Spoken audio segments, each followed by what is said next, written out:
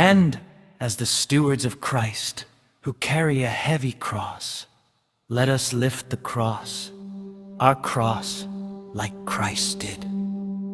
He carried his own cross all the way to Mount Calvary. What was his cross? Yes, he carried and bore our sins for us.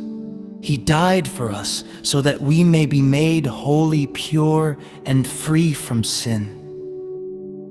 Likewise, as his stewards who carry the weight of the mysteries of his word, may we be able to live a life according to his will.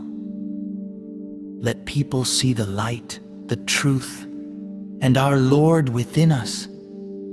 Most importantly, we must be faithful, just as Christ was, is, and always will be.